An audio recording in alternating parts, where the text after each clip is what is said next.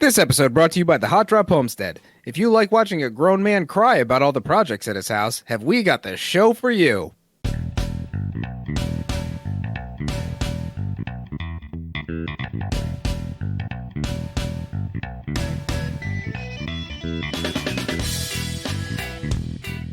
This is Hot Drop, where we bring you premier PUBG analysis and homey homegrown drops. I'm Dano. I'm Cody. And I'm John, and I don't remember what the intro is, but it goes something like, we stream Mondays and Thursdays, 8 p.m. Eastern on twitch.tv/the_HOTDROP. We've had that schedule for a long time.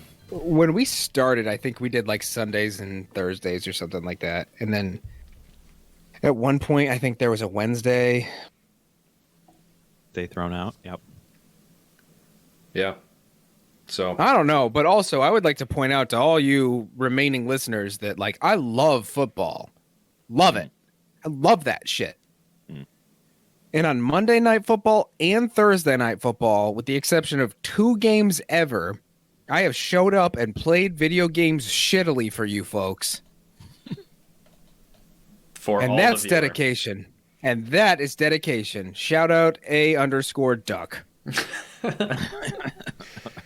Hey, if we're good at something, it's keeping one viewer entertained until they decide they're not entertained and stop watching. For about 2.5 hours, Yeah. every 2 times a week.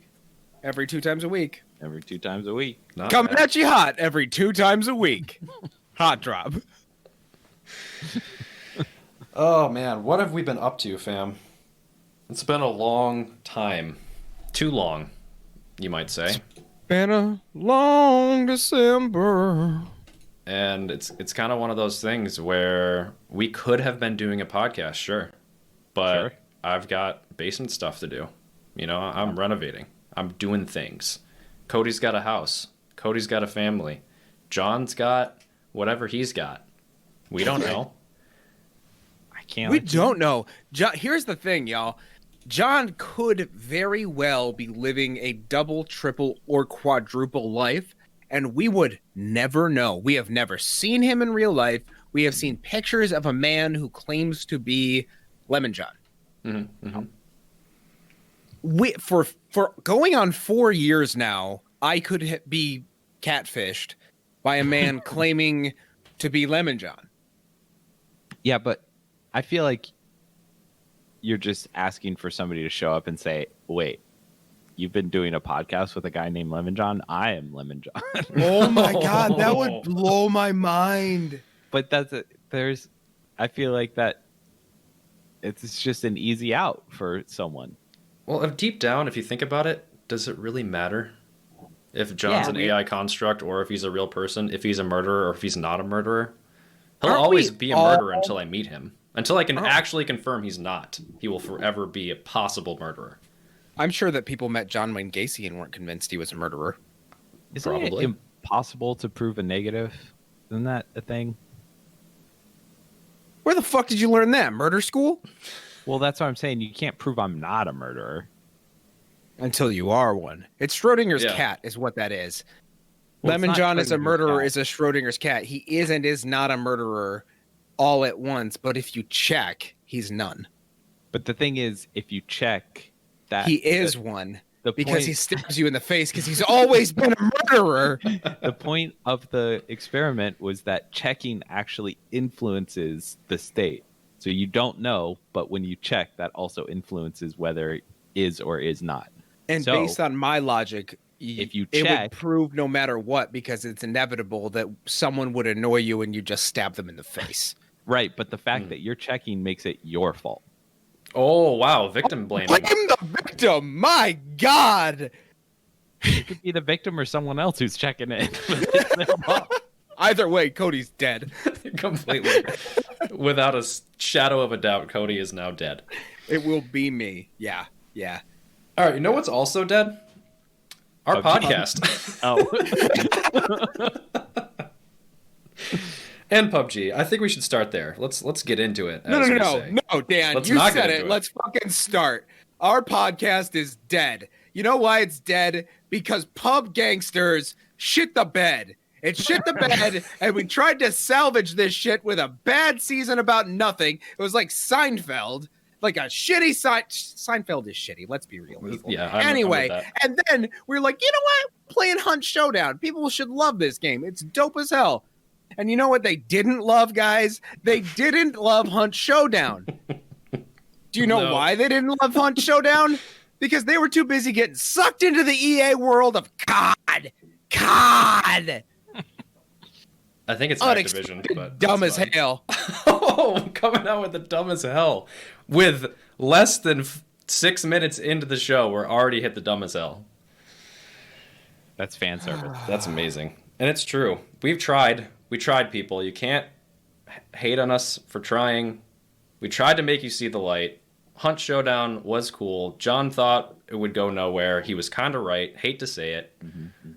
But we realized, and I didn't do this in our group chat, but I was chatting with Cody in text messages, and I was like, there's something about Hunt where it's like, yeah, it's a great game. There's a lot of content there. I'm excited about the game, but I like playing it more than I like talking about it. Totally. And I don't know what it is. But Cody responded. Yeah. Where is it? Cody responded, yeah, it's nowhere near as fun to speculate or extrapolate on. Hunt is fucking dope, but who wants to talk about it? Much less who wants to listen about it, you know?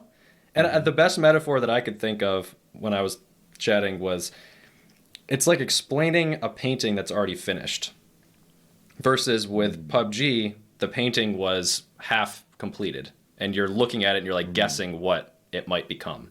And that's what made us so excited about PUBG. It was the speculation, it was the anticipation, it was the promise of all these big things that some they delivered on, most they didn't. But ultimately it was a new thing that no one knew what it could become. And everyone was excited for that.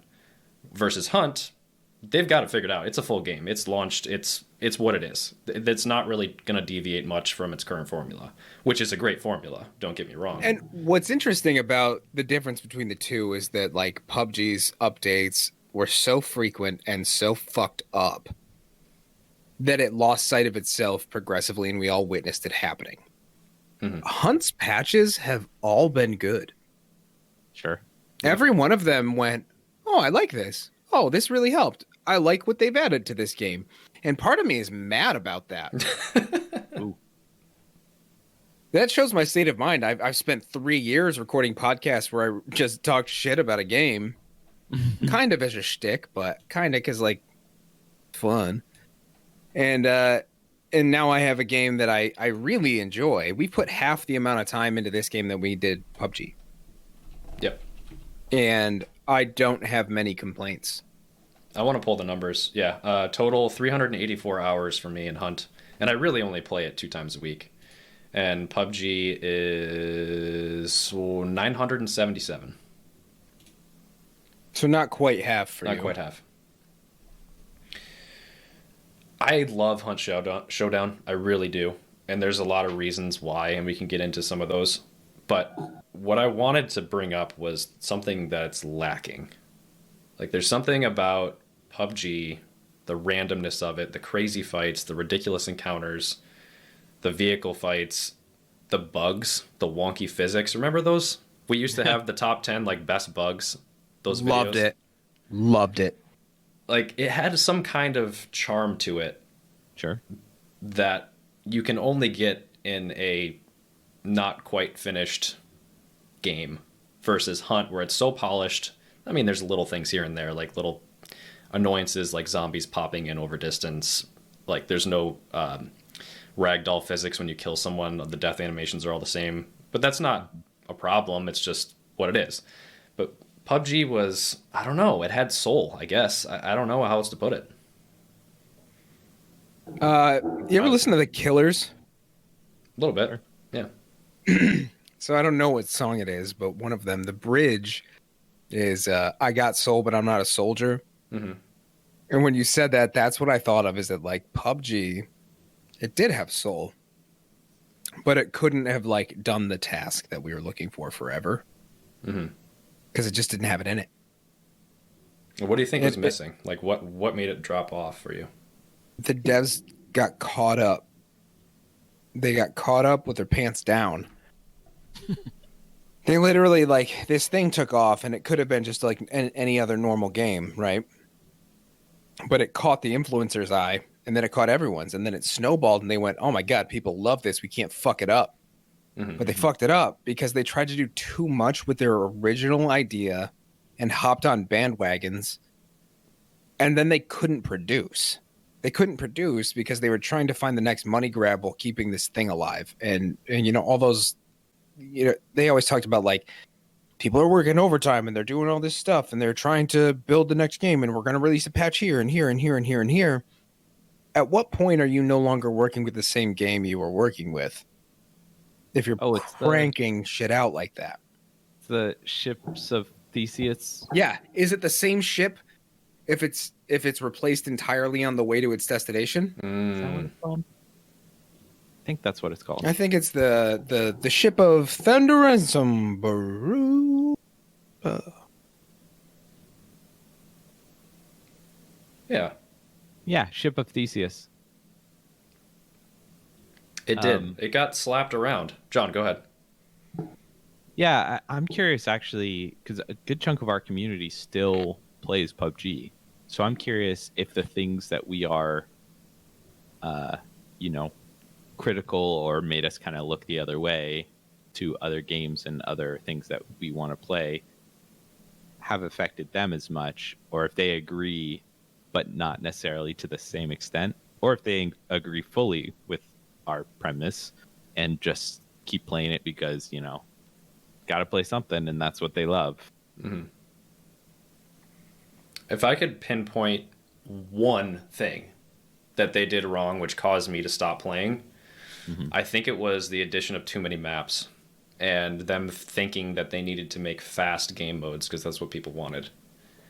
I think once we had Sanhok, Savage, that was a great addition because we played the shit out of it. There was a point in time where we were like, we don't want to play any other map because we like how fast this is.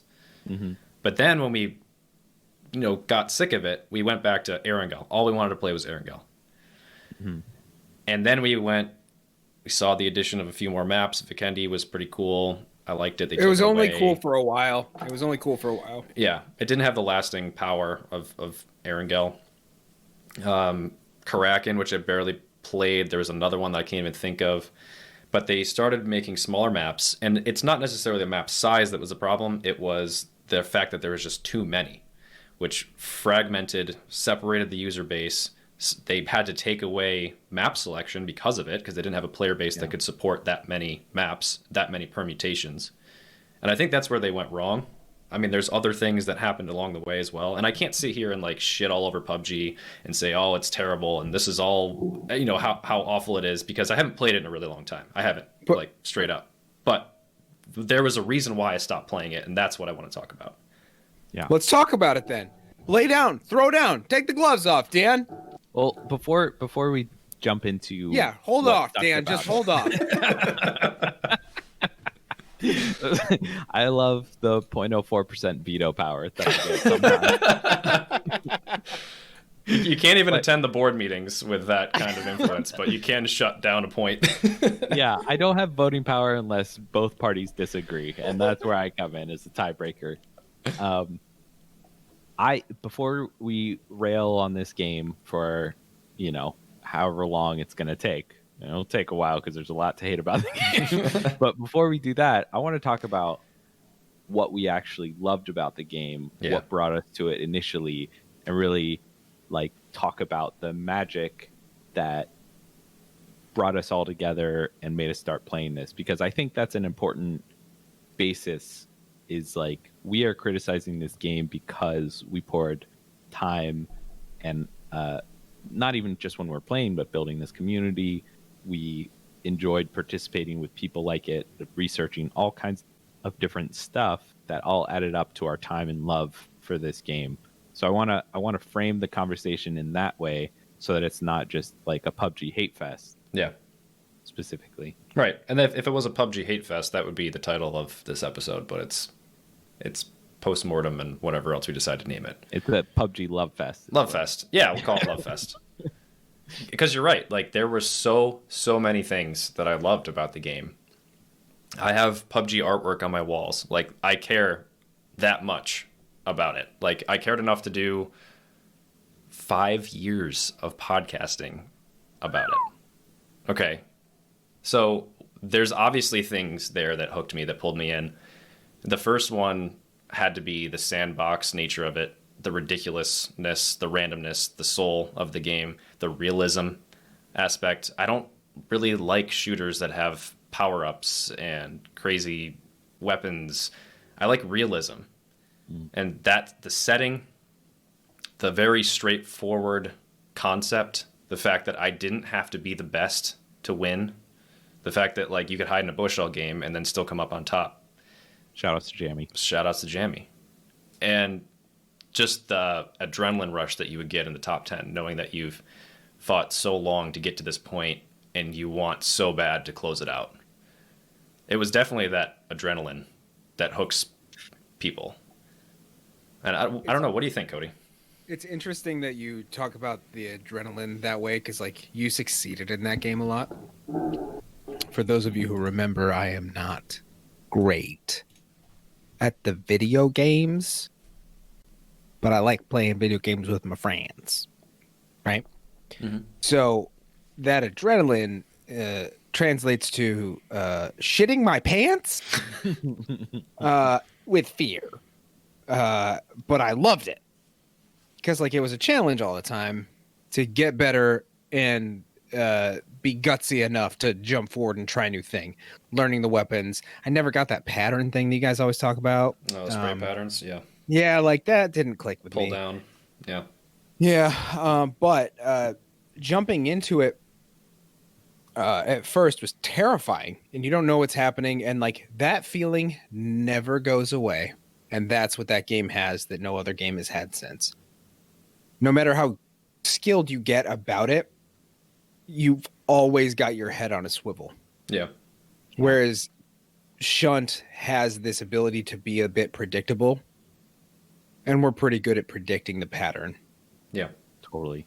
When we spawn into that game, we hear shots, we can kind of pinpoint where it is almost immediately, head to that, know where we're going to engage a lot of people. Yeah, we get caught out and we die, but you kind of expect those things to happen, whereas PUBG scares the living shit out of you when you drop. Mm-hmm. You're just scrambling to survive in the first 20 minutes, almost, or in the first 2 minutes, and then like the next 20 minutes, you're trying to figure out how to not die the way you would have died at the beginning to make it all not worth anything. Mm-hmm.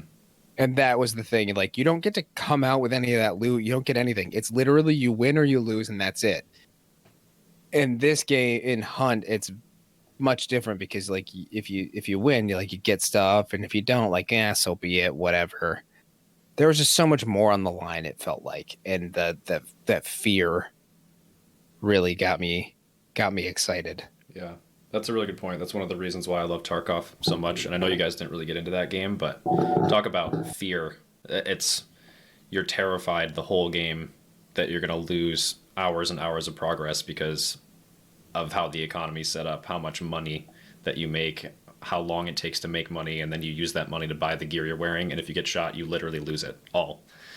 So it's super scary playing that game. But that would just make me mad. Yeah, it did. And that's why I kind of got burned out on it, because I'm like, I never would take my good stuff in because I'd be too scared to lose it. And then it's like, what's the point? You know? You being the over analytical person that you are, you like tortured yourself playing this game. 100%. 100%. I would have like played for 20 minutes and probably been like, nah, I'm good. And no, thanks. This isn't for me. Yeah. No, I knew you would never get into it. Anyway, PUBG. John, what was the thing that hooked you the most? I think y'all did a great job of describing kind of like the hooks. And I think what Cody was saying made me think of the ability to condense a full survival game into a match. It was really like fight your heart out to survive and use whatever means you can in order to make it to the end. And I think that's a really good way to look at the game. Like, we all know BRs and what it stands for, but condensing it into that kind of gives you a good frame of reference for the feelings that you get from playing it. But I think from the first drop, all of that, again, kind of to what Cody was talking about, what are you going to find when you land? Like, are there going to be people there? It was just all these question marks that force you into making decisions on the fly based on imperfect information. It's such a like skill to train in and to learn. And I'm not saying that I was great at it, but I think it's a really fun task to try and say, like, okay, at like low loot and we're surrounded by people, how do we play this, or something like that. And then once you do that for a bit, your instincts kick in at that moment. You instinctively know how to handle it, and that's when we get those angry moments between the squads, like why are you in my house type of thing? You're getting my loot. Yes. Like what is happening? This is a two-man tree. Yeah, how is this a two-man tree? What are you doing? All that kind of dynamic comes from like those instincts, all of our individual instincts coming into play and how they interact. So for me, it was from the drop. Like, that intensity is all illustrated from the opening drop noise, the that plays when you drop out of the plane. I think they got rid of it. They probably did. Mm-hmm. Yeah. No, you don't remember when they got rid of it? We were like, oh, that's like missing some intensity now. Yeah, and fair enough, they can get rid of it, but I think it did a great job of illustrating the intensity to landing and shooting guns for the first time and being like, holy shit, this is loud. Like, turning down the volume. All of that added up to a very intense, adrenaline pumping survival fest that made you keep coming back for more, because it was all of these things wrapped up into one. And it captured everyone. Like, everyone felt the same way about this game. I want to check current players, actually, because at its peak it was like 3 million, over 3 million. Yeah, I think now it's somewhere around 500,000. We were calling the numbers, but I think this was this and Minecraft were the games, and not when it first came out, but Minecraft over time. But this and Minecraft were the games where if you tell someone you're a gamer or you have a podcast or whatever, and they're like, oh, what game? I would feel comfortable saying, oh, Pubg, and it's like a 50-50 shot that they would know what I'm talking about. Whereas most other games, it's like, oh, what is that? What's like that Hunt about? Showdown? Yeah, exactly. So I think that was something that was special to experience as a gamer who, not that I like just underground stuff, like I like Zelda and other big name games, but having fallen in love with this game, it was great to get recognition outside the gamosphere. Yeah, it was great to catch the train when everyone else was on it as well.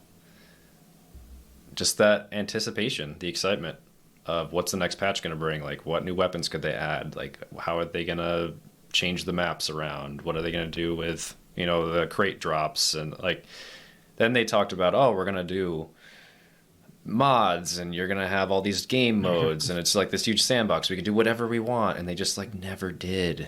Like, I hate to switch over to the hate fest, but yeah, that's what frustrated me. I know. That's what frustrated me. It was like we had this great thing that all of us are riding the train on, super excited about, all in this together, seeing numbers that no game has ever seen, and then slowly but surely they just dropped the ball over and over, and that sucked. You had used to talk about the game growing legs.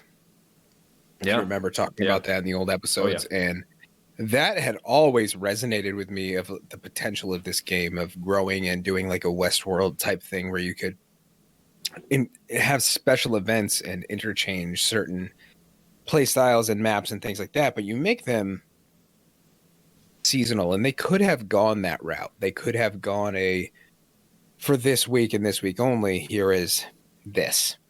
Mm-hmm. and then it goes away, and then maybe next year they bring that back. But then, like, you just do it quarterly. You do something quarterly without changing everything about the game. And like, now that I think Bedford had talked about them having like grappling hooks or something, I know they have paragliders now. Right. Yeah. It seems it was a realistic game with awesome sound effects and really, really, really cool game pacing, because it was fast, slow, And then ultra fast. ultra fast. Yeah. And then it became everyone do the run around. Mm-hmm. And it lost the pacing, and it lost the innovation, and it lost the attention grabbing nature, which is the reason I played it. It grabbed my attention every round, because like, you're invested in those rounds. If you make it to the end, you're 30, 40 minutes in. Oh, yeah. Hunt showdown, what, 15, 20 max? If that, yeah. It was an investment to get in, and the lobbies were long and right. So like, around an hour is probably about the long end. 45 minutes for a round is the short end if you make it. And so being able to see that objectively now,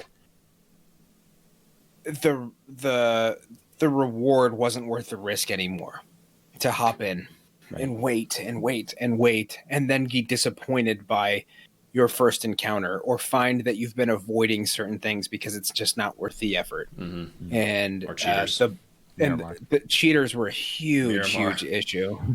Cheaters, we like never really encountered cheaters in Hunt. Hell, like when we played COD, we weren't really encountering cheaters, you know? I think it's the size of the lobby. I mean, COD is what, 20 people, 30 people? Hunt Showdown, 12. Like, the chances of finding a cheater there are so slim. Yeah. Sorry, continue. I mean, that's valid. I think the amount of people, 100 people in a round, you're bound to get significantly more cheaters. But regardless of that fact, it takes the fun out of it slowly. And couple that with the bugs, couple that with the wait times, and the bad patches with the bad features, and then focusing on dumbass skins. Oh, yeah. PUBG is not Fortnite. PUBG is not Apex. You can't sell the skins unless it's the mobile game, which does very, very well. Very well. Mm-hmm. And it's fun. It's a good game. But Shout outs to Tom. Yep. But the PC side of this, which is like the bread and butter of what the company was, not is, because they focus heavily on mobile now, because that's the real moneymaker.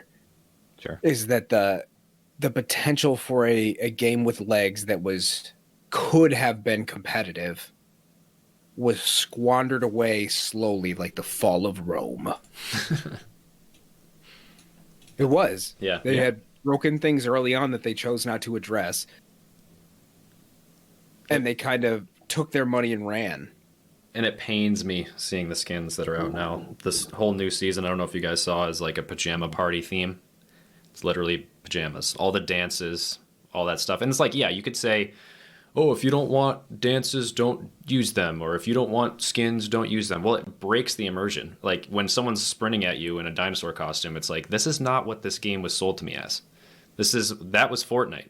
This is PUBG.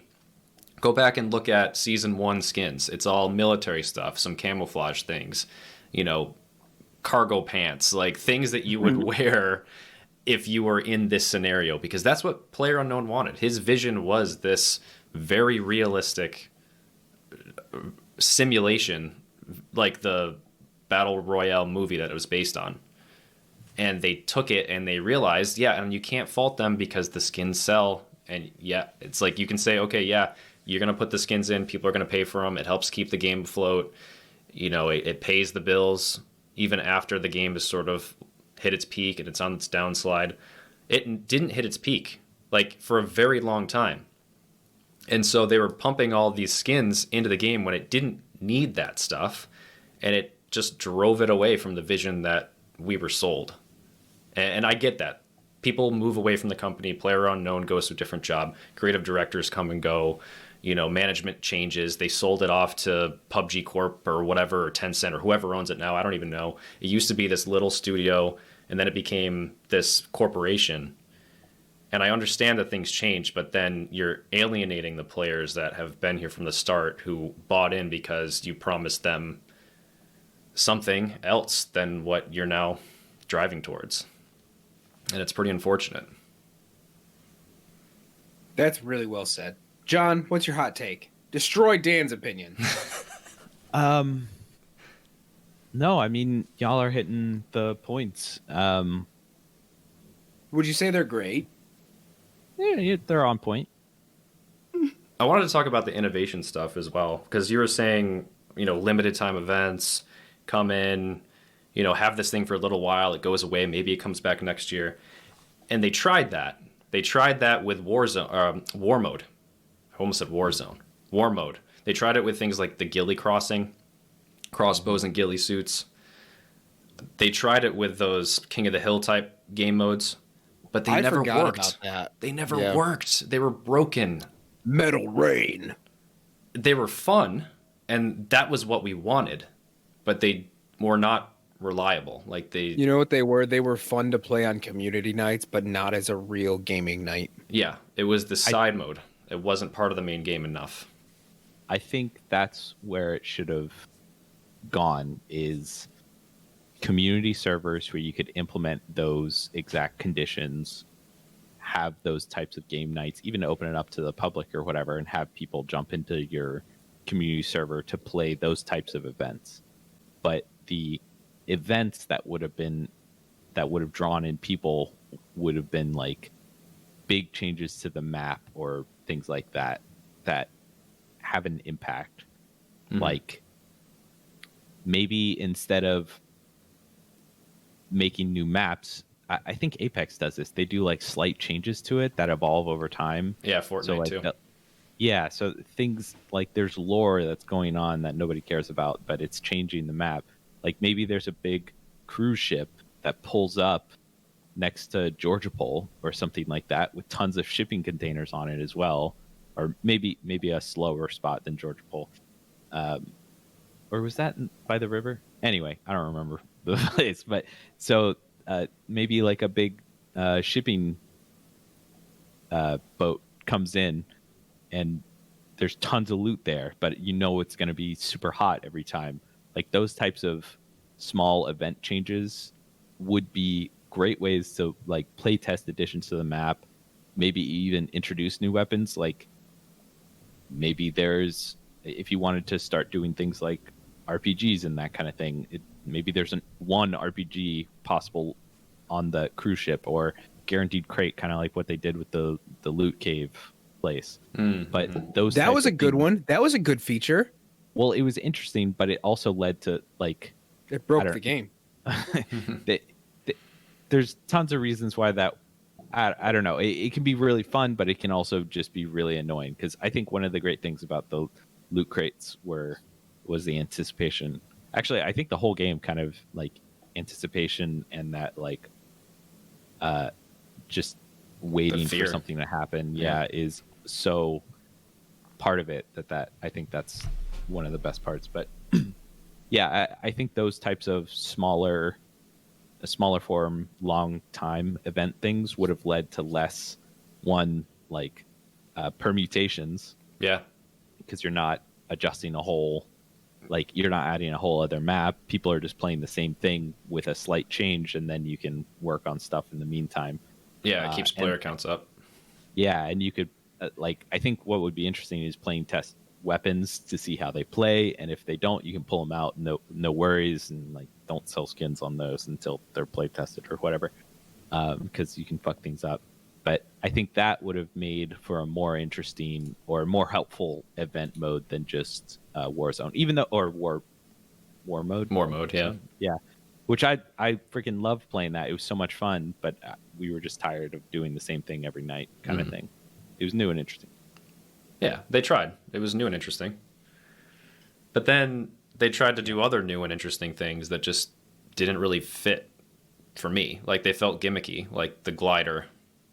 I don't know, the C4 Panzer, different weapons, those things like that. Like there's a jammer pack now where if you pick it up, you can it like takes the slot of a level 3 backpack, I think, and it protects you from the blue zone for like 3 seconds or something like that. And it's that like defeats the purpose of the blue zone. Exactly. Like that makes you able to be flanked through like end game blue zone where it really hurts. These are gimmicky things that I don't think we're done with enough thought, and we're done with the idea of, oh, this is going to pull people in because they want to try this new item. But that's not innovation to me. That's grasping at straws to try to pull people back in.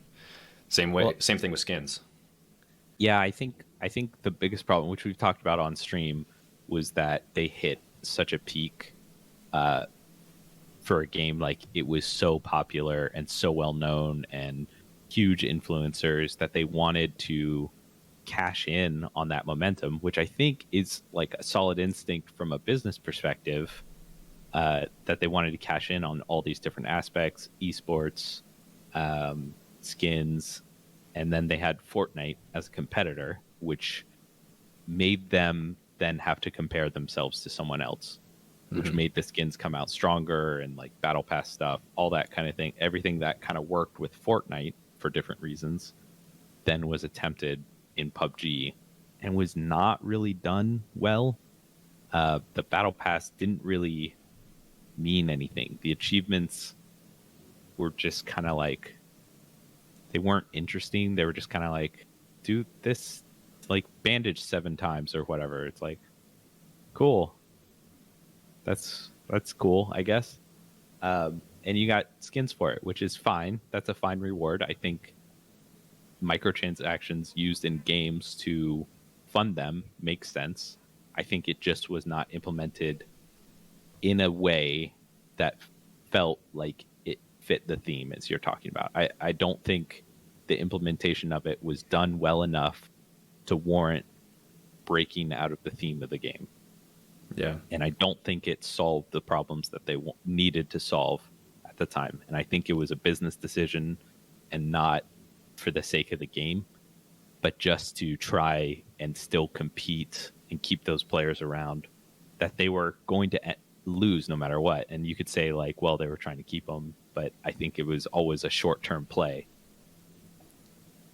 That's short-term play just stuck with me because that's what it felt like so much of what they did was.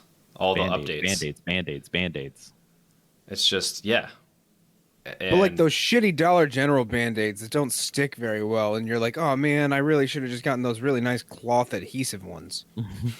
Or that stick too much and like doctor. Rip it open when you take the Band-Aid off. Yeah, and they leave that residue behind. Yeah. Like those are good ones. Those are good Band-Aids. And they have like Neosporin already built into the pad.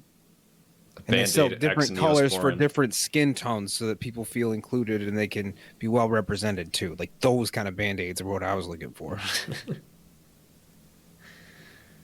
It pains me. It pains me to think about what they could have focused on. But I think the moral of the story is that they just peaked too soon.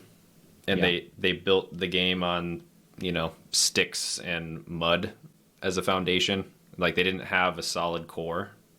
And they couldn't. I feel like they would have if they could have, but they couldn't go back and build it the right way with an updated engine, and it was too little, too late. What if they never added first person? That's interesting.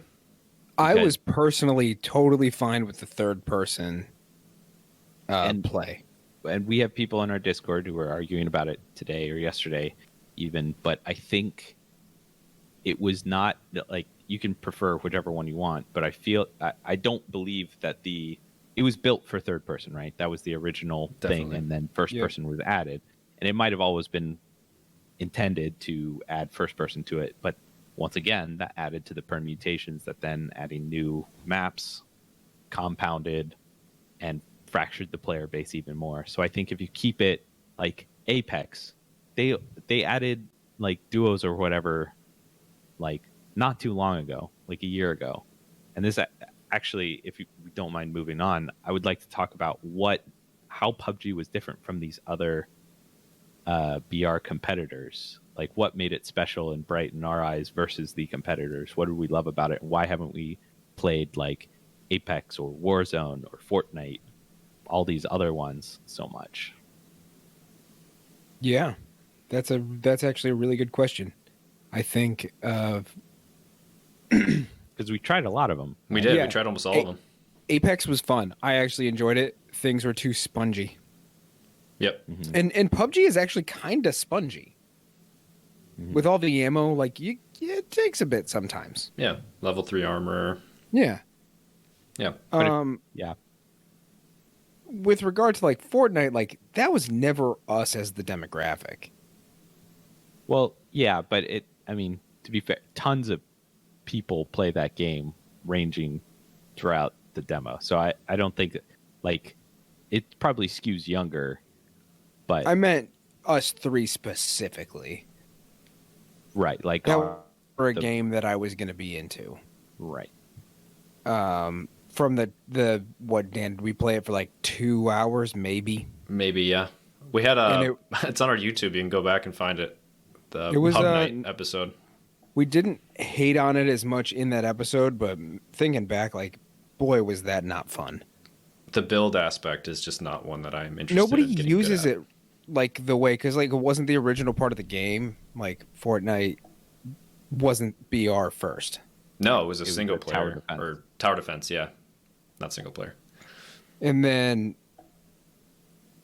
what else did we play? We played Call of Duty, but we didn't play the Warzone. I didn't play Warzone. I've never touched it. We played Blackout a couple times. And then we That kind of played, I played Warzone, but not Blackout. and then, you know, when people played that, we had just switched to Hunt.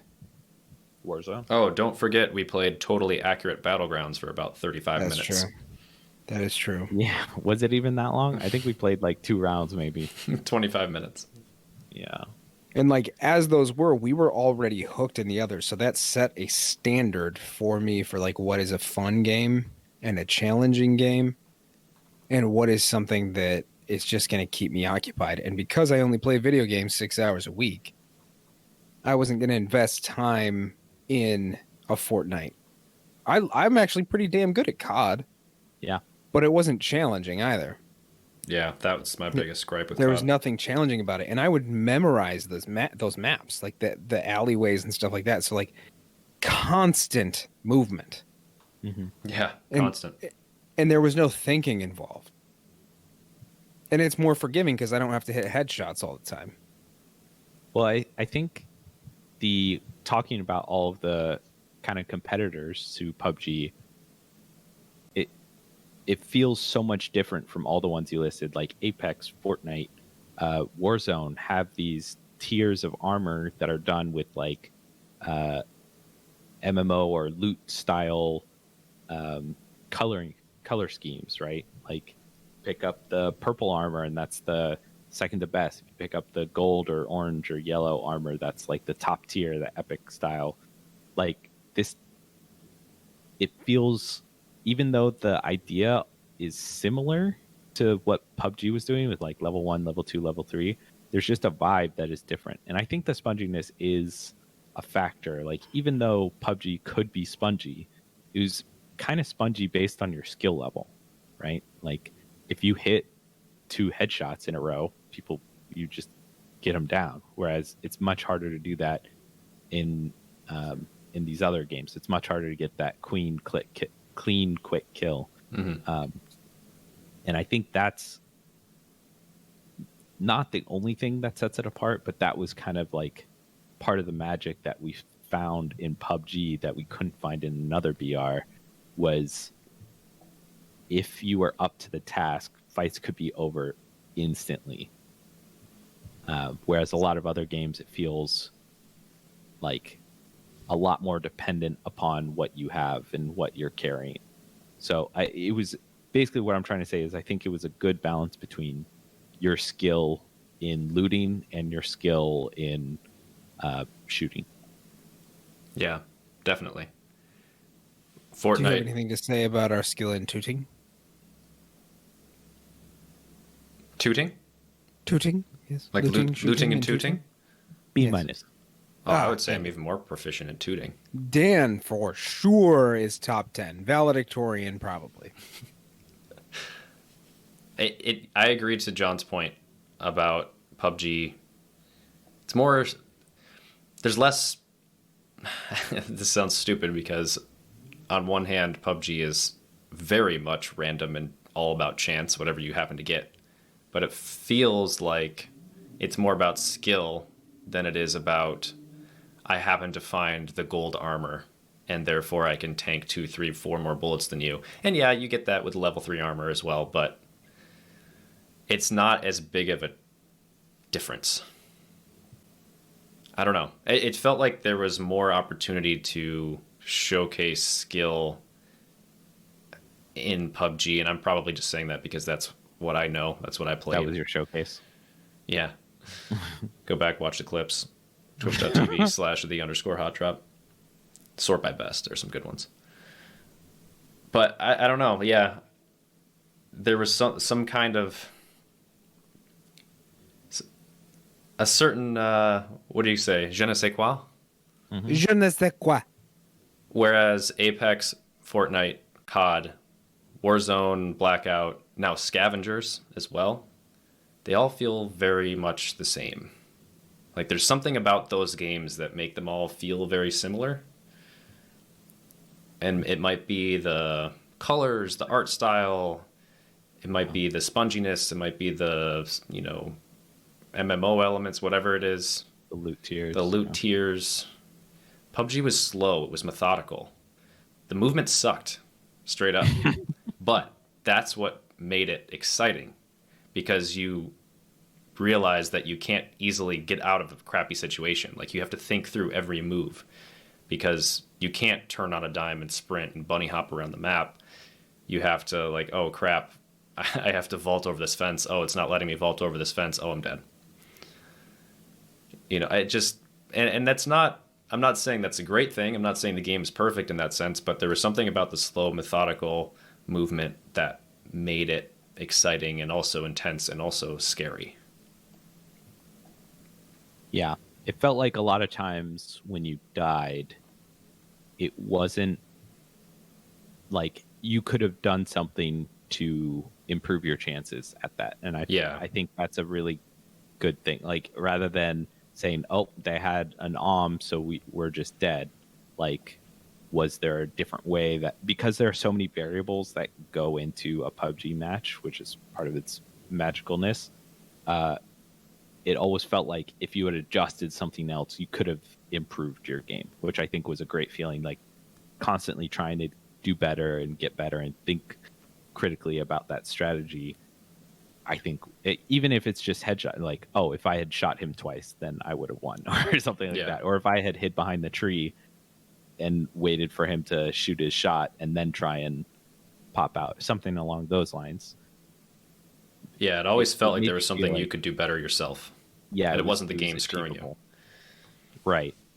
And I think that's not as true for the games with those high loot tier systems. It's like, well, they had, I mean, it's kind of a defeatist attitude, and you could say, well, no, you just need to get better anyway, or loot better, or drop somewhere else. But I feel like it was more directly tied to your decision making, and not so much the other person's decision making, which I feel like is a good feeling. But on the flip side, all those other games we mentioned are pretty successful and have kept their player bases for a decent amount of time. So maybe we were just wrong about why PUBG was good. Could be. Well, I think if you don't mind us moving on, we can talk about just quickly why we moved from PUBG, which we touched on COD, but why we moved on to Hunt, like what we liked about that, and what appealed to us from that game. Since it's well documented that Cody was the one who got us into Hunt Showdown, and even said that it was the game we should play, I think he should kick off that conversation. more than a year prior to us playing Hunt Showdown, I said we should play Hunt Showdown, and then Dan, a year and change later, said, "Oh, this game, Hunt Showdown, we should play it." I played it with my brother. Okay, so you did say that a year previously, but I swear I was the one who said that we should play it. I swear that I was the one. Oh my god, because I had hours in it playing with my brothers before we played it on a stream night. And I was like, this is actually really fun. And then we played some matches of it. Agree to disagree. We're going to have to check the tape. Check the tape. If anyone is an avid Hot Drop listener, watcher, or otherwise catfisher out there, tell us who was the first to bring up Hunt Showdown, and then when you say it's me, John will send you a gift. I agree it was you first, but I feel like that was just mentioning it and not actually. Oh yeah, for sure. Mine was mentioning it and then being shot down immediately. Immediately shot down. So what made you mention it? Why do you like it? It's right up my alley for one. Great. What's your alley? Weird alternate history type sci-fi shit. Cool. There's a lot of lore to this game, and it was a BR. And we know we had been looking for a BR for a long time, and the reason we were kind of turning away is because of the things we stated, but also like every time we dropped into a round, we hated the round of PUBG we were playing. And we were actually playing Call of Duty right before this. Yeah. We had already so like everyone in the Discord started playing Call of Duty, and we thought this is a good way for us to keep engaging with people and playing with the community, trying to keep the show going. It was very fun. It was a lot of fun. It was a lot of fun. And like we were bringing in new people, and it was just a good time. But there was something that wasn't exciting about it. And then when we tried to go to PUBG, it was just stupid, and I hated it. And it was janky, and it was awful. And so when we jumped into this, I think immediately I loved it. Yeah. Immediately I thought, like, this game is really well made. It's simple. It's easy to pick up on. It's scary. The sounds are just as good as PUBG, if not better. Mm-hmm. And there are way less mechanical issues with the game. And that just kept snowballing into more positive things and more positive things and more positive things. And there are only 2 maps.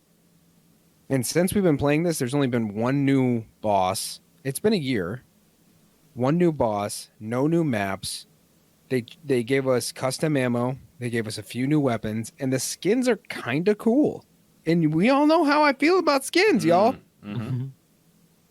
So, like, the game's... It checks all the boxes without reaching for boxes that it can't have. Yeah. And they have cool events. They're not frequent. They last a long enough time where you're kind of like, oh, I could achieve some of these things. And they give me them pumpkins. Give me them pumpkins. I think the events are okay. I don't think they're amazing, but they do add just like a little extra to it. Yeah, they're kind of cool, and they don't distract from the game necessarily. They don't have to. Yeah. You know, like, we can shoot Pumpkin. the pumpkins and the chickens. And the skins are actually cool. They are cool. They fit the theme of the game. Yeah. And, I mean, that's pretty much it. I mean, they're awesome. The other thing that happened with our Call of Duty 2 Hunt switch was our stream nights, our like game with the boys sessions were fun, but it was not the same vibe that we got when we would play PUBG and just like chat for 3 hours basically. So that was also, we wanted to find a game that we could squad up and have like a nice hangout. Like we talked about PUBG's pacing a little bit earlier, but early could be really busy. There are points that could be really busy, but a lot of it was just like hanging out and chatting, which was fun. And I think part of the benefits of this game was finding that balance again of looty, moving around and just chatting versus having engagement and shooting. It was the short games, the intensity of the matches. I think the intensity, the adrenaline rush is the biggest thing for me, again, that I get with Hunt that I didn't get in any other BRs. I didn't get, well, I certainly didn't get it in Fortnite because I barely played. Didn't really get it in Apex because, again, I didn't really play, but I wasn't excited about playing. But on Hunt, you know how many people there are on the map, usually. You don't have the counter, but for the most part. And the one-shot potential of so many guns, like even the crappiest guns are quite good. So that makes if you're good with it. If you're good with it, right. So that makes you run scared a lot. I'm pretty anxious every time we assault a compound where they're killing the boss, or we're defending a compound where we know people are coming after us. It's because I know, like, there's some very good players, and it only takes one shot most of the time to take you down. And there's no armor level ups. There's no helmets. There's no vests.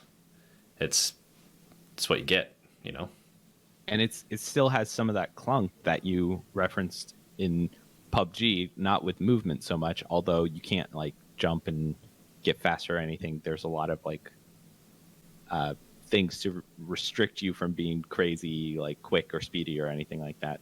But the guns themselves fire slowly, reload slowly, so you really have to make your shot count, which I think is great. Yeah. But the thing I most love about it is how the surface of it is incredibly simple, straightforward. Even the vibe of it, you kind of like get it. You're like bayou horror, like you kind of know what that's gonna be. A little swamp creepy, right? Mm-hmm. But everything about the game is super detailed and deep. That it's almost like a rock paper scissors game, how there's like a deep meta to it, right, that you could dive into. It feels on the surface very simple, but there's like a ton that you can get into, and stuff that we're learning all the time, like people who die, their feet point to their killer. That's like a weird little thing. That I think Doc posted in the Discord or posted a Reddit thread that had it. That type of thing is super helpful to know, but you can play for 300 hours like we did and not know at all and still be very successful. But it just adds to like a little bit of the lore, not the lore so much, but a little bit of the detailness of the developers.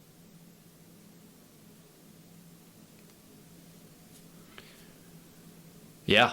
I mean, it's a great game. It's a really fun game, and I really am bummed by the fact that not a lot of people play it, because it has potential to be extremely popular, and I don't know why people don't like it.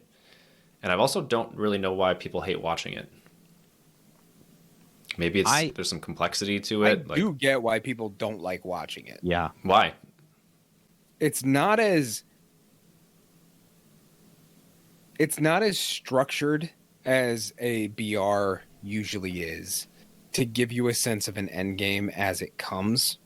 There's like in a normal BR where there is a zone that's closing, there's meta involved that's going to. Ooh, that's interesting that you said meta. I was like kind of in the zone. I didn't like. I caught it after the fact that you said meta. That you can feel the transition to the end game in normal BRs. You also have the counter meta. Yeah, and there's a meta to that end game, and each phase brings you closer to that. So you can feel a story arc happening sort of game to game. Hunt, 1 is darker, and 2 doesn't have a timer to bring an end game. And there is no meta to this game that is identifiable on a regular basis. Even with the weapons. Yeah. Yeah. And it also, I mean, we frame it as a BR, but that is not the strict. It's like a hybrid game. Yeah. It makes it more difficult. Like people coming into our chat, and we've been playing this game for over a year now, and they're like, "Oh, I don't really understand." Totally understandable to not get it because it's not super clear right away, and we don't have to explain what the game is about. But I think that limits the viewership a little bit. I think it's just not one of those hot games, which happens for Twitch. And I feel like I don't know. I think the aesthetic doesn't necessarily appeal to everybody. Like the people in our Discord, they like PUBG, so they probably like that military realism Yeah, type aesthetic. which I And prefer. and while this kind of has a similar feel because of the, you shoot out the 6 bullets in the chamber, you have to reload one by one by one. You don't have a clip that's holding them to slide into the chambers really easily on a revolver, right? That's a little bit more realism. It takes like 14 seconds to reload some guns, like Yeah. actually that long. Chain So, pistol. Yeah. So even though there's some elements to it that might appeal, I think the vibe doesn't necessarily mesh with everybody the same way. Although I didn't really like watching PUBG either. Like the only reason I would tune in when I was gone was because I wanted to support the stream, and I liked hanging out with you guys as a group. But I didn't watch anybody else play PUBG. Yeah, I didn't watch a don't- lot myself, but I I liked don't really watching it. watch Twitch. No, Even back not then, really. like I watched a couple of people more, I do. but I don't really watch video games. I watch a ton, but never PUBG. Hmm. So maybe I'm a bad expert for why it's not fun to watch or not as interesting to watch. But I think the thing that really the skill bit was great is that you could take your crappy pistol in and get a headshot and still kill someone. Yeah, That makes the stakes really high, as you mentioned, without the and it is also forgiving in a way. Like we were talking about this the other day when somebody was like, "Why are you insta burning someone's body?" which can fully kill them. It's like if the team it puts pressure on the other team. It's not the same as like killing a down person in PUBG because they can't be revived. They're just out forever.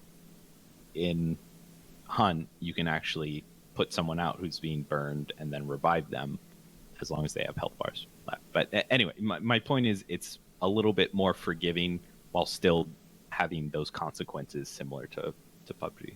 Mm-hmm. Yeah, it's a great game. It does take a lot of elements of PUBG that I love. I don't know if it necessarily improves on them, but it does it in a different way that is exciting to me.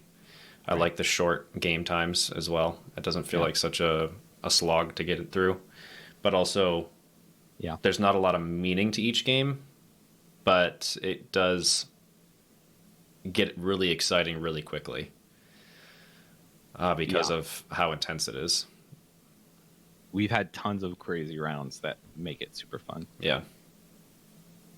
If we're ready to move along, Yeah. I'm curious to hear what we want from a BR in the future. We've heard news of a PUBG 2. Player Unknowns Battlegrounds. I guess would it be PUBG? Like, would it be Player Unknown? Because is his name even on it anymore? I think it's the IP still. Yeah, and how would they sell the game? Yeah, true. Battlegrounds. Battlegrounds? Called Battlegrounds. BG now. Just But, BG. And I'm curious to frame it in this context if BR is a fad. So what do you want for PUBG 2? What do we think it's going to be? We don't really have much news on it, but is BR as we know it a fad? I don't think so. I think that there is so much to that genre of game. And the thrill is there. Obviously, people are still playing BRs. And it's Sure. been 5 years for PUBG, which was the first? Not really. Well, like the first mainstay? That's like huge the one. godfather of, or grandfather, whatever you want to call it. Definitely had the And- biggest influence on the genre. Yeah. And so none of them have fallen off entirely, right? No? I mean, I guess Warzone is still played by a lot of people, but like that's going to change iteration to iteration. I guess you like- had a whole bunch of spin-offs. It was a fad for a little while, like the Ring of Elysiums, the Realm Royales, things like that. Those came and went. Mhm. But I don't think the genre itself is a fad. No, it's I hard to think if say. anything, the genre 5 years from now will be more refined and Yeah. popularized, and there will be a realism-based BR that is competitive and well followed. I just can't believe it's been this long without seeing someone else try it. I don't think anyone knows the potential in it yet. But esports, if you really think about esports, it's not at its full potential yet either. Sure. If you think about it, like in terms of physical sports, it's sort of like the MMA 10 years ago. People followed it religiously. It made a lot of money, but it wasn't in the mainstream yet because it hadn't worked out the kinks to keep a captive audience that wasn't a specific group. And now, to stick with this example, every time there's a UFC fight, it's on my news feed, and I could give a shit. Mm-hmm. Same. Right? But everyone knows about what's going on. Everyone watches the highlights as it happens on their Instagram or Twitter feed or whatever. Every major sports network covers it because it makes a ton of money.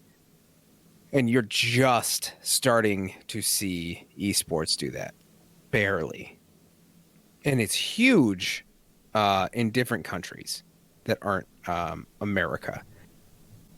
In Asian countries, it's already $1 billion enterprise, right?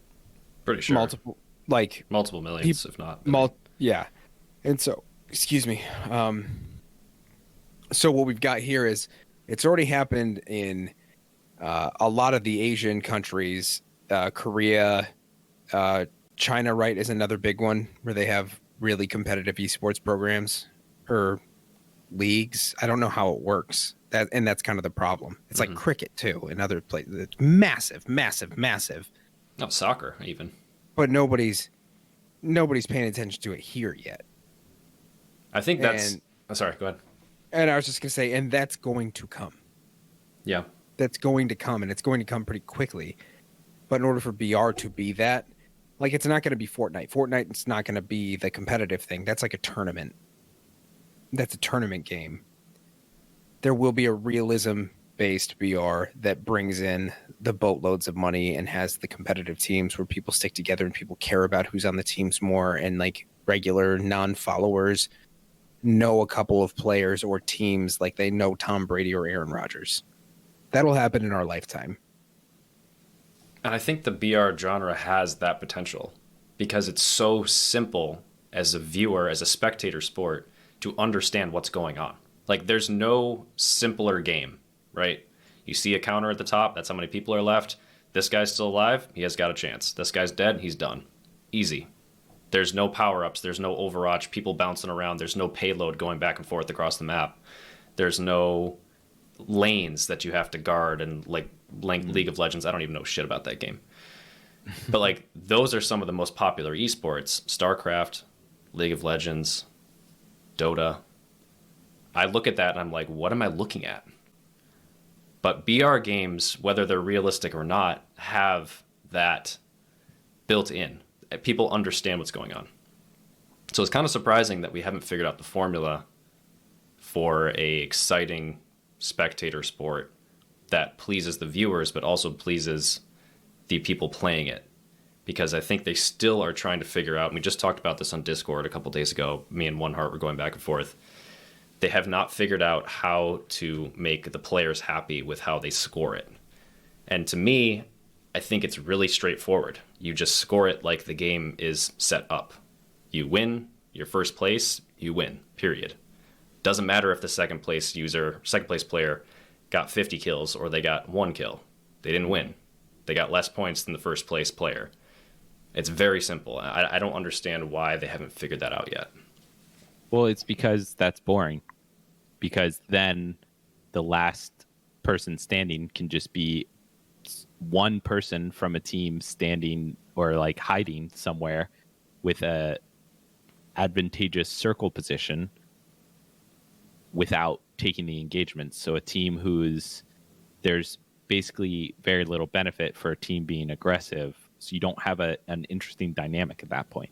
It all becomes about defense because you're trying to last the longest. Yeah, I get that. I mean, they should reward kills to a certain extent, but it's not the name of the game. Like, the point of the game is to not get kills. That's what I'm trying to say. Golden. I disagree with both of your points of view.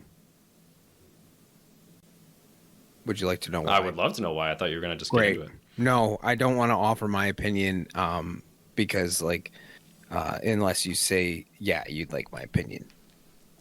So I need you I'd both like to your say opinion. I would like your opinion. it. Okay, great. So I don't think that there should be solely based on like like, I don't want to say a no rule basis, but the idea that it is only based on the win loss because of John's point. However, going back to this development of sports leagues, rules come into place because people end up taking advantage of a specific non-rule in order to gain victory. But we've learned enough from sports at this point where people should understand that when they begin new leagues or new sports or new enterprises, that the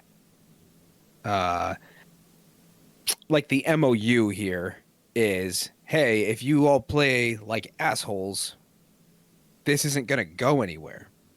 And so Dana White did this too. Like, we can't be throwing dirty knees here. So like there is a rule against this that is pretty vague but explicit at the same time. That sitting and camping in this game is not allowed. So there is no hard and fast rule about the time in which it constitutes as. However, the idea that it is present is judged by the game. And so you create an understanding of the rules of battle. They do not disqualify, but they don't qualify as a loophole either. And you set that culture within the rules to reflect that so that you can score it based on wins only, and you stop bringing in people who play like that because you have the ability to do that. So it's not a written rule and it's not an unwritten rule either. It's just an understanding of the game. Is okay, so you want to play like that? We as the league will not be bringing you into these tournaments because they have the ability to do that. And then the rules stay the same as the game because the game is the game. Does that make sense? Yeah, but I think it's does. giving too much credit to the leagues when a lot of these esports, especially initially, are built off of name recognition. So if a player wants to win and ends up like if it becomes a thing, like let's say first tournament, PUBG 2, there's a team who sits in a house and just wins out because they're able to jump out and shoot the last team, whatever, ends up winning. That would be the news story for esports, right? And then their names are publicized and well known and will bring more money to a new tournament. So it's less likely that they would be punished in a way to keep them out. I think that there is a lesson to be learned for the man who doesn't watch sports. Because it's not an invalid point, but the ones who essentially like play dirty end up with bad reputations in sports, and those people get blackballed from playing. They don't gain recognition even if they do succeed. People don't want them because they become toxic to the grander the league. Right, but like that's an established sport, whereas this, every new game is basically a new up and coming sport. So people wouldn't want to watch the game if it's boring and if it didn't have their favorite players in it. So if people are like, these are Twitch entities now, so they are bringing their own player base with them. All these people who are playing the game are going to bring their viewership to watch them in the tournament. And that's a really good incentive for that tournament to have those players in the game. And if their only goal is to win, we've seen this in games across the board. Players will exploit anything they can in order to win, especially if money is on the table.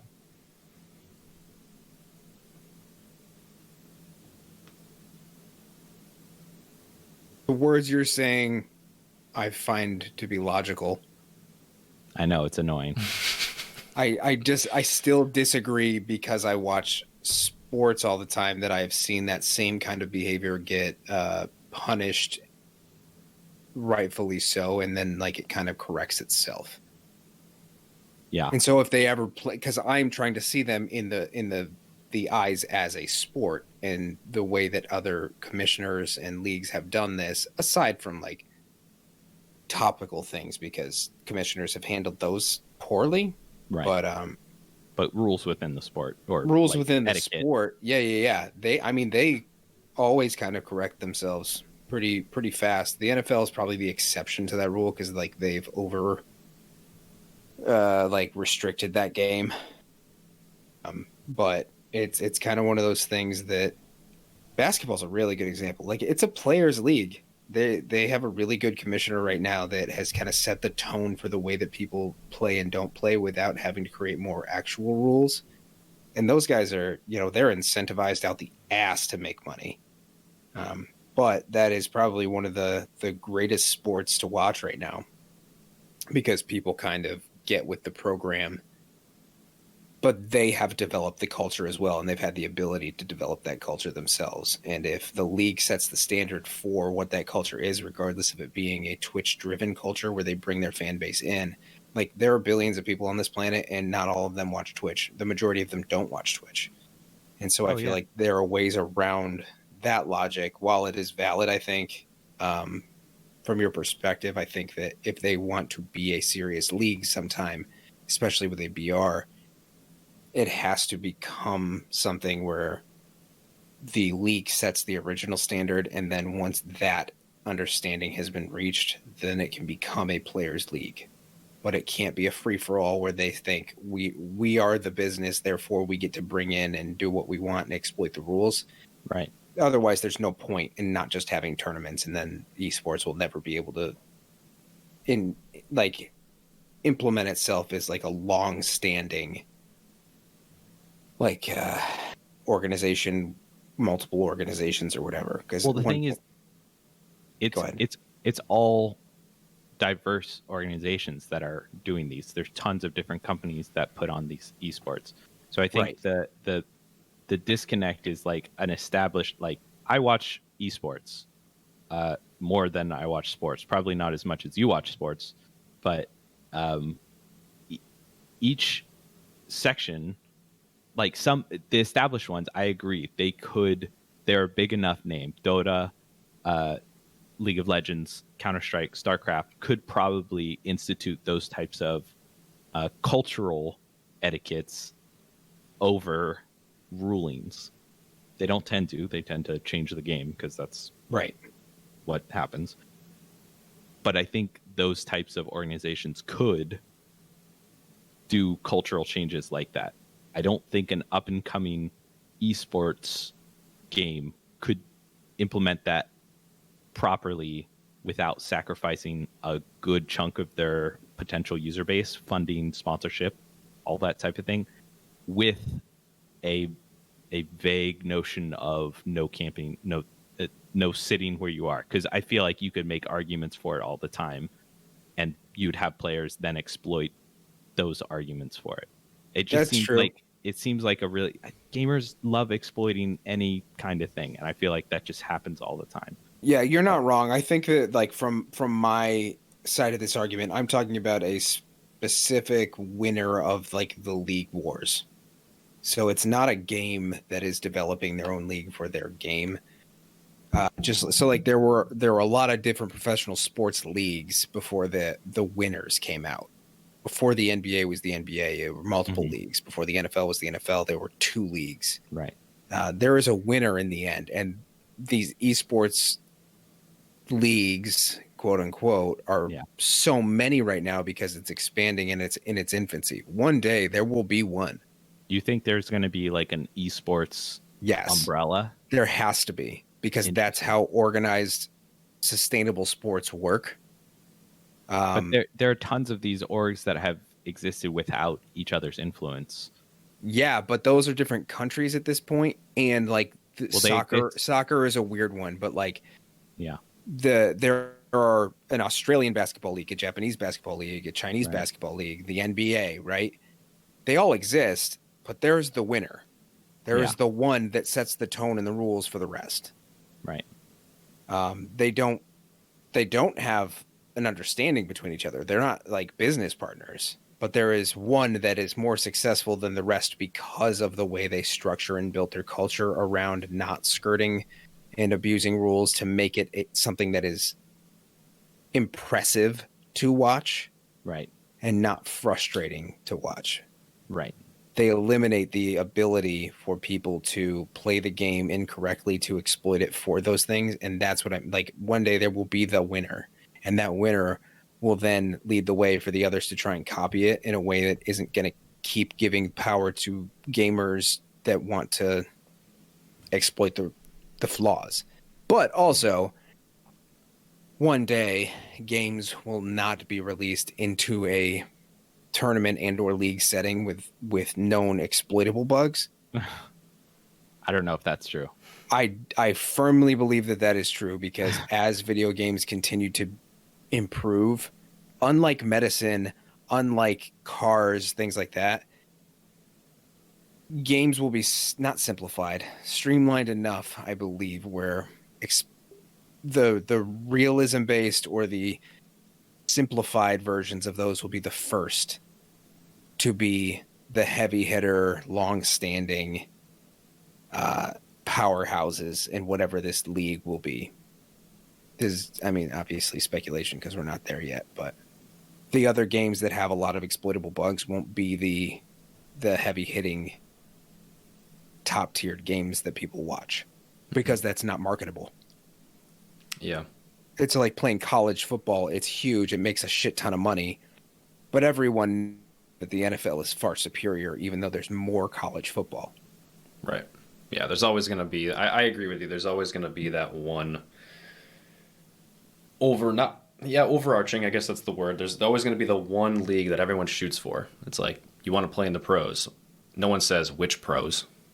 You know, there's one pros. There's major leagues. There's NFL, whatever it is, NBA. And I think esports could be something different. Like, it could be its own entity. But I think if we want it to succeed, and I do want it to succeed, like I said, I think BR has one of the best potentials for success. I think it has to follow, like you're saying, the traditional methods of leagues and structure of athletics, Yeah. sort of. Yeah. You know, like there's got to be that foundational understanding of you don't cheat to win, Yeah. and exploiting bugs, and that is cheating to win. Now there is meta in basketball, right? In college basketball, or I mean, NBA games never end up that close these days, but like the stupid timeouts at the the end. last 30 seconds of a college Gotta hate basketball it. game takes 25 minutes, right? Like that's going to happen. Yeah. Because those things are the same principle as this, but when we're talking about true exploitation of something to just win, those have to be eliminated for something to be interesting enough for people to stay paying attention to. Mm-hmm. It has to be taken out of the game, and if that's not possible, it has to not be allowed without making it like a billion written rules, because you can't quantify or qualify camping. Yeah. How many No, you times can't. like we're not campers, but It's how too often have we, justifiable. how hard or how long do we hang out in a house waiting for someone to come because we thought we heard someone and we're concerned, and when does that turn into camping? Yeah, right. So in order to achieve this league-based mentality, you have to eliminate that option without making the rule, because that makes it less interesting. Yeah, I And was going to that's say, if you want someone to not do something, why don't you change the game to not allow it? But I don't think that's a possibility. Like, people hated the red zone. That pushed people to different areas of the map, or was a completely random chance that you might die just because you happen to be where you are. I think it incentivized camping too.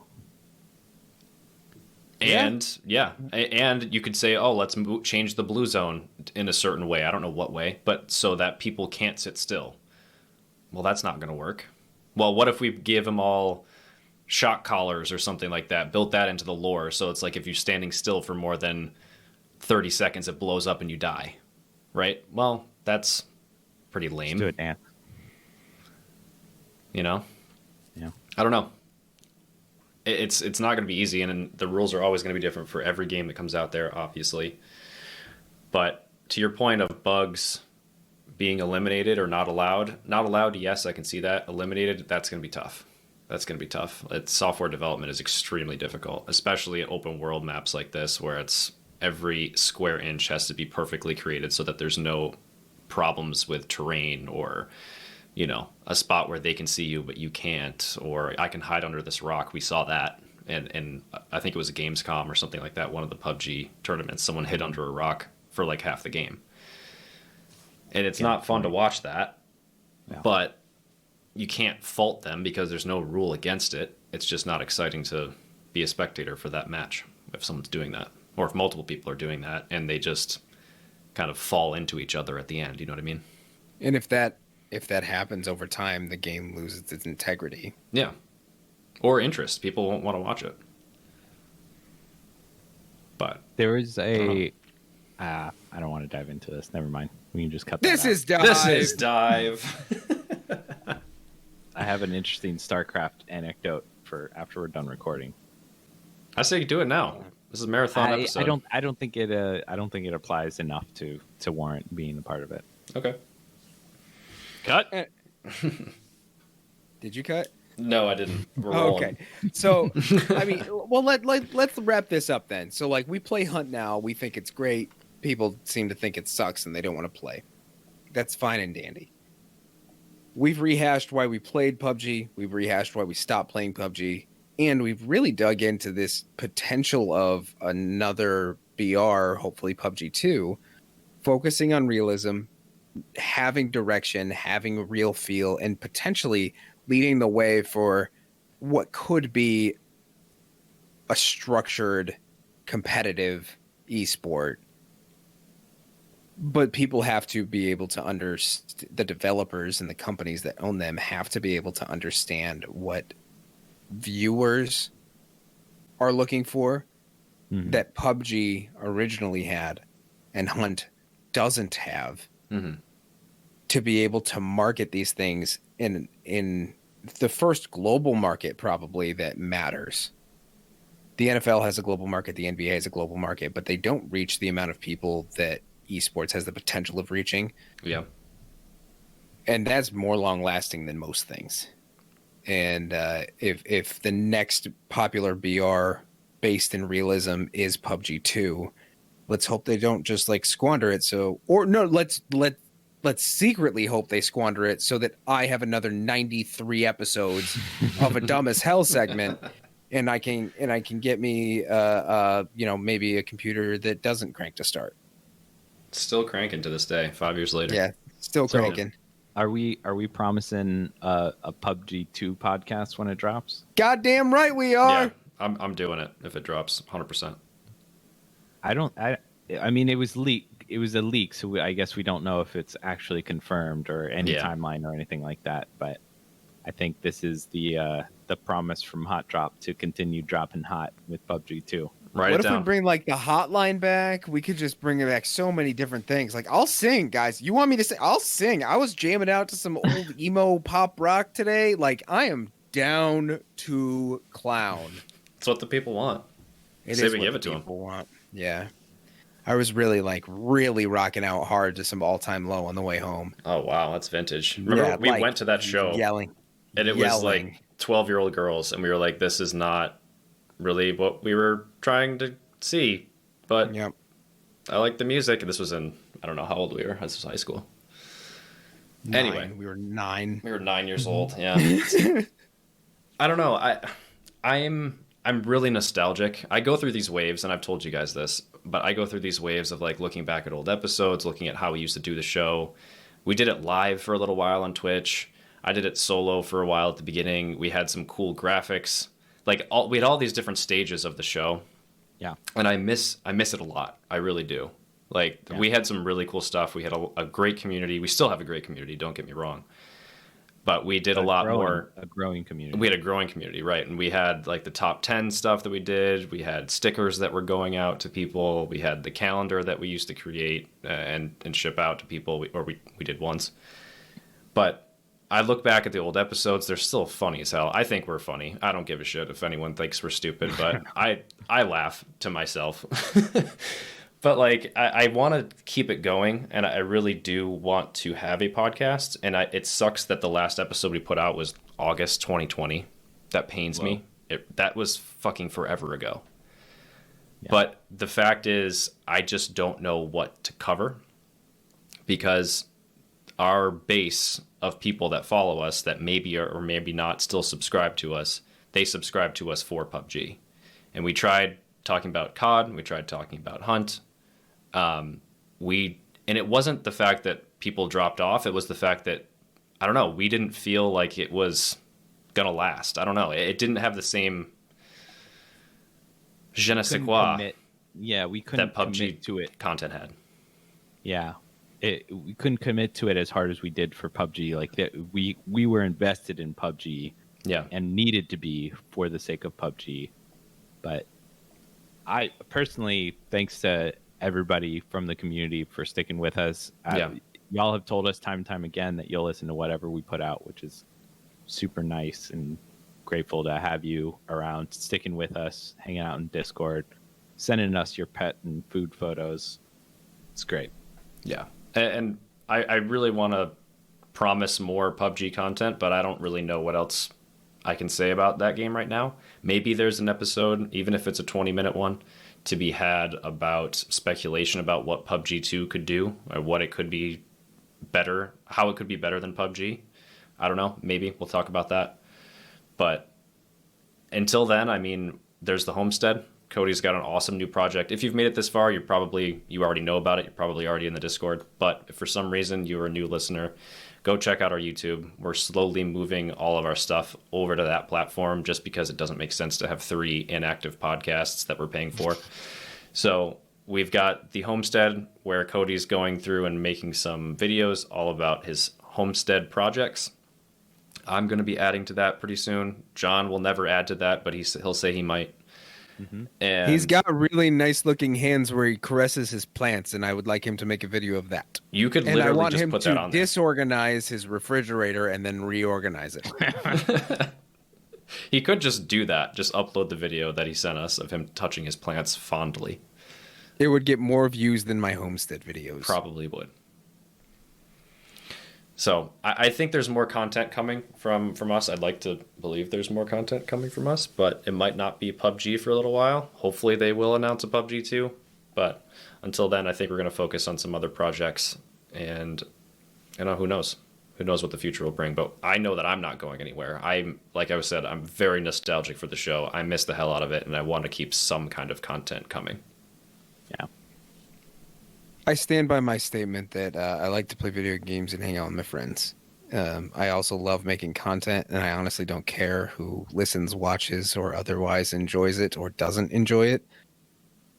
I've been doing it long enough now where it's part of who I am. Yeah. And I can't not have it.